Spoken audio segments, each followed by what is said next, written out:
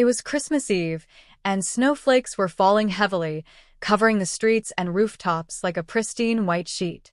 From the outside, the two-story house where Henry lived with his family looked warm and inviting, but inside, the atmosphere was anything but. Henry, a stern businessman of 45, glanced at his watch for the third time in just 5 minutes. His fingers drummed impatiently on the kitchen table, his frustration growing more evident with each gesture. "How much longer, Clara?" he asked, his voice rising as he addressed his wife upstairs. "We're late again, as usual. You can never be ready on time." "CLA, Henry, Henry crossed his arms. Clara stopped halfway up the stairs and turned to face him. "Didn't you want to go?" she said, her voice thick with description. "Henry, we're not going to dinner. We're going to your parents. They haven't seen the children in ages and they miss them." "Oh, yes," an exciting evening of tedious conversation and pretending to care about meaningless traditions, Henry retorted, his words dripping with sarcasm. "I'd rather be in my office working on something that—" The tension in the room was palpable. The boys watched their mother intently, sensing the discomfort in the air. Lucas held Clara's hand tightly, while Felipe remained silent, his eyes downcast. Clara took a deep breath, clearly trying to maintain her composure. "It may not matter to you, Henry, but it does to your family. Can't you, just for one night, think of someone other than yourself?" Her voice was firm, but the tension was evident. Henry said nothing. He grabbed his car keys from the counter with a jerky movement. "Let's get this over with. The sooner we leave, the sooner we can get back," he said succinctly. The car ride was as tense as the atmosphere at home. Henry gripped the steering wheel tightly, his jaw clenched, while Clara sat beside him silently, her arms crossed. Outside, the snow was thickening, turning the road into a treacherous, white scree. In the back seat, Lucas played with his toy, while Felipe stared at the snow, lost in. "This is exactly why I said it wasn't safe to go out in this weather," Henry muttered, more to himself than anyone else, though his voice was loud enough to be heard. "Not that it matters, because apparently nothing I say matters in this family." "Henry, please focus on driving and stop complaining," Clara said, her tone worried. "I'm focused," he snapped, his frustration barely contained. What happened next would change everything. On a snowy Christmas Eve, a wealthy and hardened businessman named Henry found his life upended in a way he never imagined. The heavy snow blanketed the streets and rooftops, casting a serene yet deceptive calm over the world outside. Inside Henry's home, however, tension brewed like a storm. Impatiently tapping his fingers on the kitchen table, Henry glanced at the clock for the third time in 5 minutes. His irritation spilled over as he called up the stairs. "Clara, how much longer? We're late again. This is ridiculous." His voice echoed with frustration. Clara, his wife, hurried down the stairs with their youngest son, Lucas, in tow. The little boy clutched a small action figure, his 4-year-old face lit with curiosity.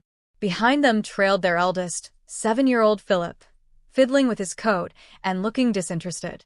"I'm doing my best, Henry," Clara snapped, exhaustion edging her voice. "It's not easy getting 2 kids ready while you stand there complaining." Henry scoffed, arms crossed. "It's the same excuse every year. This chaos is exactly why I hate Christmas. Pointless decorations, tiresome commitments, and now, driving through a snowstorm to attend a dinner I don't even want to go to." Clara stopped mid-step, her eyes narrowing. "We're not going for the dinner, Henry. We're going for your parents. They miss you. They miss the kids. Don't you care about that?" Henry rolled his eyes, dismissing her words with a wave of his hand. "Oh, sure, because there's nothing more delightful than sitting through tedious conversations and pretending to care about traditions. I'd much rather be in my office, working on something that actually matters." The children fell silent, sensing the rising tension. Lucas clung to his mother's hand, while Philip shifted uncomfortably. Clara took a deep breath, her patience wearing thin. "It might not mean anything to you, Henry, but it means everything to them. Can't you, for one night, think about someone other than yourself?" With a grunt, Henry grabbed the car keys and motioned for them to leave. "Let's just get this over with," he muttered, storming out. The family climbed into the car, the atmosphere heavy with unspoken resentment. Snow fell more steadily, coating the road in a treacherous blanket of white. As Henry gripped the wheel, he muttered, "This is exactly why we shouldn't be out in weather like this. But does anyone ever listen to me? Of course not." "Henry, just focus on the road," Clara urged, her voice tight with tension. "I am focusing," he retorted, his tone sharp. But as he glanced in the rearview mirror to check on the children, the car hit an icy patch. The vehicle began to skid uncontrollably. Henry fought to regain control, his knuckles white against the steering wheel. The tires refused to grip the icy surface, and the car spun wildly. Clara screamed, reaching back to shield the children. Lucas cried in fear, while Philip clung to his seatbelt, his face pale. The world turned into a chaotic blur of snow and screams. The sound of twisting metal echoed as the car flipped, tossing its occupants. Henry's heart raced as he caught a final glimpse of Clara's terrified face before everything went dark. Silence followed. The darkness was absolute. No sound, no sensation, just an empty void. Panic surged through Henry as he tried to move, but his body felt unresponsive. He attempted to shout, but no sound emerged. "Is this death?" he wondered, a cold wave of despair tightening his chest. Then, faintly at first, a distant light appeared in the blackness. It was small and far away, but it drew him in like a magnet. Though he couldn't feel his legs moving, Henry found himself propelled toward the glow. The closer he got, the brighter it became until it consumed everything around him. When the light dimmed, Henry was no longer floating in darkness. Instead, he stood in a familiar living room. The floral wallpaper, the red brick fireplace, the worn-out couch, it was unmistakably the house where he'd grown up. His breath hitched as he whispered, "This isn't real. It can't be." At the center of the room sat a young boy, no older than 7, playing with toy cars on a rug by the fire. Henry's heart pounded as he realized the boy was a mirror of himself at that age. What is this?" he murmured, stepping closer. Before he could process the surreal scene, 2 figures entered the room. His parents, youthful, vibrant, and alive. Their presence was both a comfort and a shock. As they began to speak, snippets of their conversation triggered memories Henry had long buried. The weight of their struggles and sacrifices, once dismissed, now struck him with startling clarity. Caught between the past and his present regrets, Henry's heart ached. He wasn't just revisiting a memory, he was being confronted with the choices that had shaped the man he had become. And for the first time in years, he felt the stirrings of something he thought he had lost, the desire to change. Here's the rephrased version of the story in English, maintaining the essence while avoiding redundancy and ensuring a natural flow. The tension in the room was palpable as Enrique's parents spoke in hushed tones, their voices barely above a whisper. "It's impossible," his father said, shaking his head. "We can hardly pay rent. How are we supposed to afford gifts or a Christmas dinner this year?" His mother's voice, strained but resolute, responded, "We'll find a way, Alfredo. We always do." Enrique, just 7 years old, listened quietly from a spot in the corner, his small frame almost blending into the worn furniture. He didn't fully understand their struggles, but the weight of their words left an indelible mark. That year had been especially hard. His father had lost his job, and the family was barely making ends meet. Watching other children in the neighborhood unwrap shiny presents and celebrate around lavish dinners, Enrique had felt a sting of bitterness. That night, he made a decision. Christmas was nothing but a time of unnecessary expense and unmet expectations. Suddenly, a voice broke through his thoughts. "This is where it all started," said a small, steady voice. Enrique spun around, startled, and saw himself, only younger, staring at him with an unnervingly serious expression for a child. "You're me," Enrique stammered, the words catching in his throat. The boy stepped closer, his toy cars forgotten on the floor. "This is when you decided Christmas didn't matter anymore. That only work and money were important."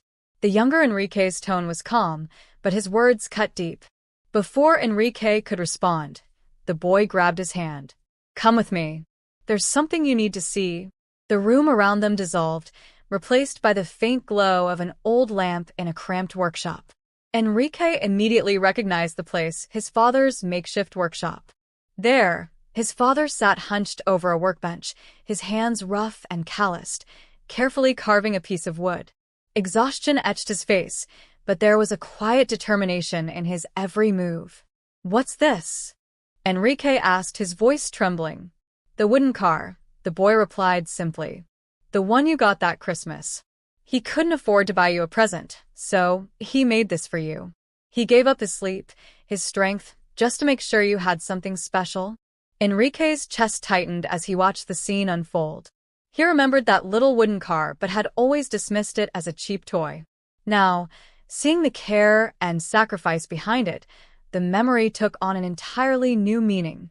He tried to speak, to say something, anything, but the workshop began to fade. The dim light, his father, the wooden car, all of it disappeared into the dark void once more. Enrique found himself adrift in the suffocating blackness, his voice failing as he tried to call out. "Come back," he pleaded silently, his heart aching with regret. There was so much he wanted to ask, so much more he needed to understand. Then, like a fragile beacon, a faint light appeared in the distance, flickering weakly but steady. Enrique took a deep breath, his emotions a whirlwind of hope and apprehension. He didn't walk toward the light so much as he was drawn to it, an invisible force guiding him forward through the emptiness. And so, Enrique moved toward the glow, unaware of what awaited him but unable to resist the pull of what lay ahead. Enrique found himself drawn to the light as if an invisible force was guiding him. As he moved closer, the light began to shift and take shape. Expecting to see his younger self again, he was unprepared for the figure that emerged. It was him, but not as a child. Standing before him was Enrique at 45, a mirror image of who he was in the present. "What?" Enrique muttered, a shiver running down his spine. He didn't need an explanation, he understood. This wasn't a distant memory like before, it was something recent, something he still carried within him. The darkness around him began to fade, replaced by vivid colors and familiar sounds. He was back in his office. The desk overflowing with papers, shelves lined with files and books, and the faint yellow glow of the desk lamp. It was all painfully familiar. Enrique watched himself seated at the desk, buried in work, knowing exactly what would happen next. The door creaked open, and Lucas, his youngest son, bounded in with the uncontainable energy of a child. Clutching his favorite action figure, Lucas beamed. "Daddy, come play with me," he chirped, his voice filled with innocent excitement. Enrique watched as his past self frowned in irritation but said nothing. Lucas didn't seem to notice. Instead, the boy began to play near the desk, his action figure embarking on an imaginary adventure. In his enthusiasm, Lucas bumped the edge of the desk, sending Enrique's coffee mug toppling over. The dark liquid spilled across the scattered papers. "Damn it!" the Enrique from the memory shouted, leaping to his feet. He pushed Lucas away sharply. "Look what you've done, you little brats." Lucas landed on the floor, stunned. His wide eyes filled with tears before he began to cry. At that moment, Clara rushed into the room, her face etched with concern. She dropped to her knees beside Lucas, wrapping him in a protective embrace. "What's going on here, Enrique? What did you do to him?" she asked, her voice trembling with both worry and anger. "What I did? Look at this mess." Enrique snapped, gesturing at the coffee-stained documents. "Now I have to redo everything. I'll be up all night because of this." Clara held Lucas tightly as he sobbed into her shoulder. "But what about Felipe's presentation at school today? It's Father's Day. Aren't you going?" she asked softly, her tone almost pleading. Enrique from the memory ran a frustrated hand through his hair. "I don't have time for that nonsense, Clara. Look at my work. It's ruined. I don't even know when I'll finish it now, all thanks to this disaster." The Enrique watching it all unfold felt a pang of deep regret, as if a knife had been driven into his chest. He remembered that day. At the time, missing his older son Felipe's school event hadn't seemed significant. Work had always taken precedence.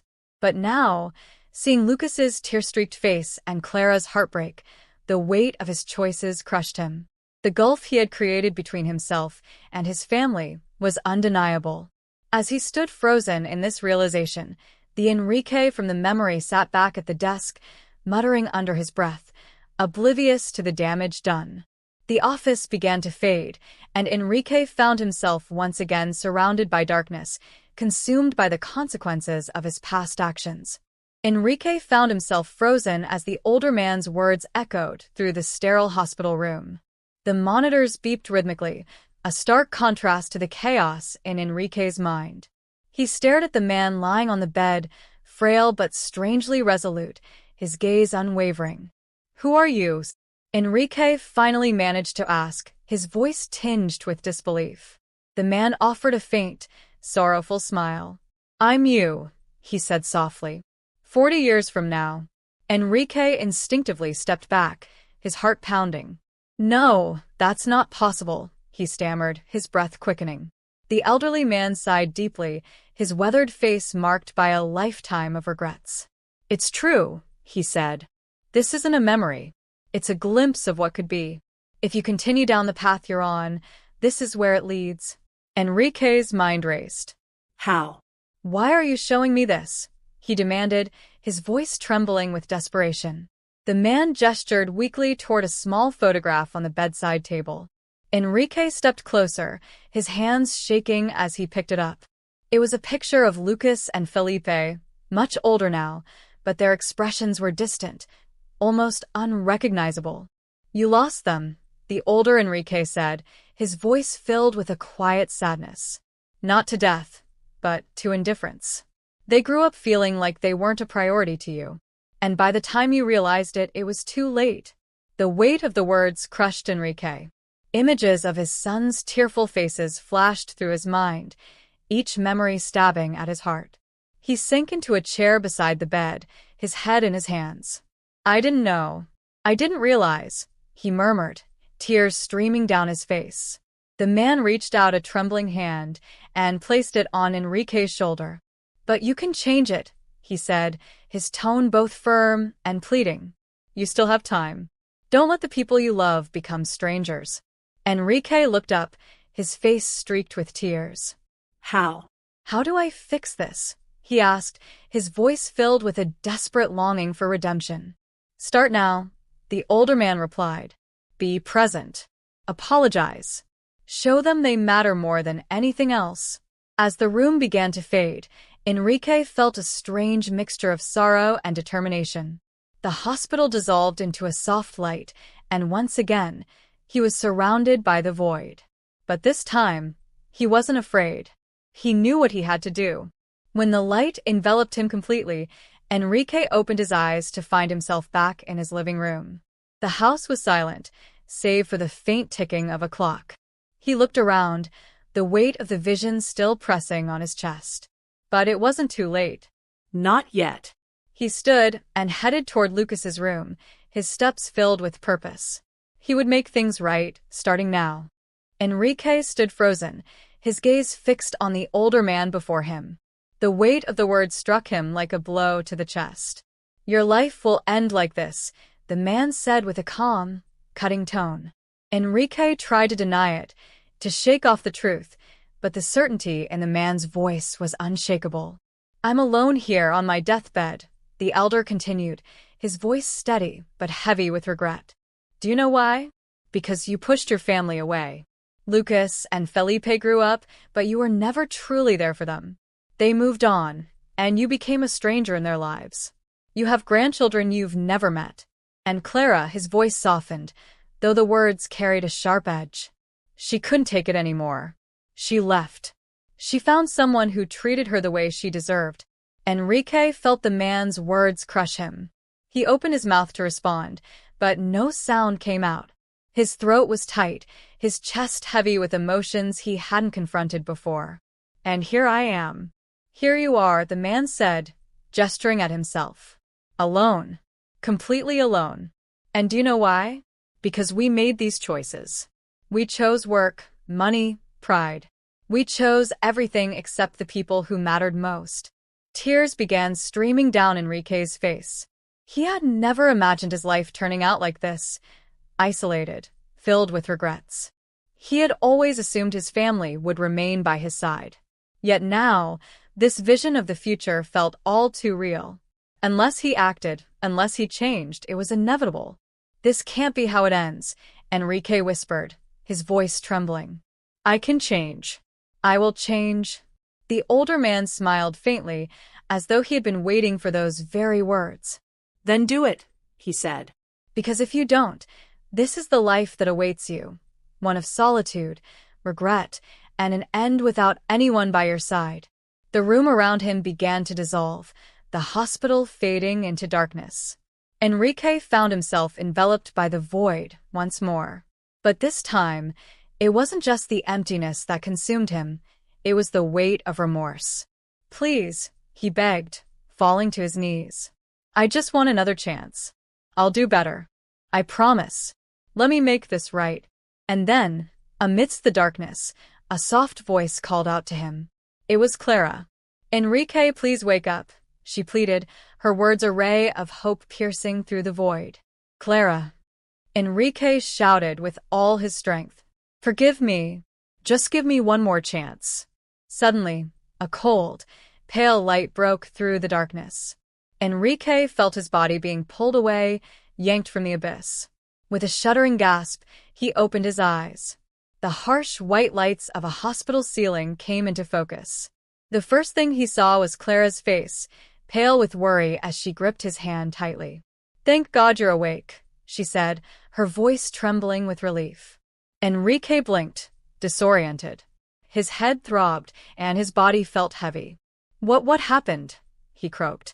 Clara exhaled shakily, still holding his hand. We were in an accident.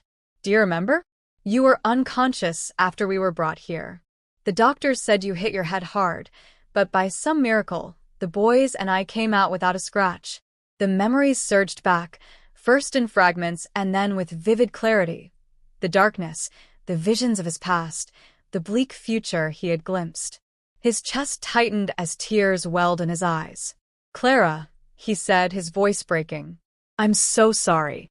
For everything, for being blind to what I was doing to you and the boys. I was selfish, so selfish. I didn't see how much I was hurting you all. Clara's expression softened, her grip on his hand tightening. Enrique, we've always wanted you with us. All we've ever needed was you. Enrique nodded, tears streaming freely now. I'll make it right. I swear I'll change. I won't waste this chance. Clara smiled faintly, her own eyes glistened. She looked at him, surprised by the raw emotion in his voice. Tears began to stream down her cheeks as she whispered, Oh, my love, and wrapped her arms tightly around him. I always hoped you'd see this, but what matters is that we're here, together. Enrique held her close, a mix of regret and gratitude swelling in his chest. Pulling back slightly to meet her gaze, he asked, Are the boys okay?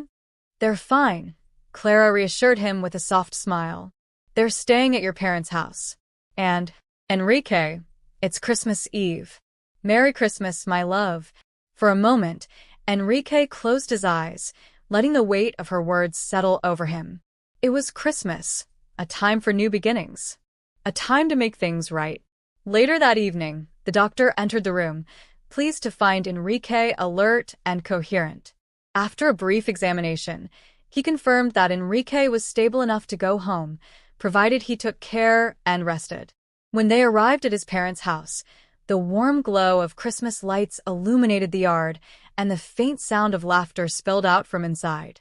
As they walked through the door, Enrique felt a lump form in his throat. Dad. Lucas and Felipe's voices rang out in unison as they ran toward him, their little arms wrapping tightly around his legs. Overcome with emotion, Enrique knelt down and pulled them into his arms. Tears welled in his eyes as he whispered, Oh, my boys, I love you so much. I'm sorry for not being the father you deserved, but I promise I'll do better. The boys, too young to fully grasp his words, felt the warmth in his embrace and clung to him even tighter. Enrique then turned to his parents, who stood nearby, their expressions a mixture of relief and concern. His voice trembled as he said, "Mom, Dad, I'm sorry. I'm sorry for being so distant, for not being here with you. But I promise I'll be more present from now on." Tears glistened in his. And if you liked this story, don't forget to subscribe to the channel, leave your like, and activate the notification bell so you don't miss any of our next videos. A Big kiss and see you in the next exciting story.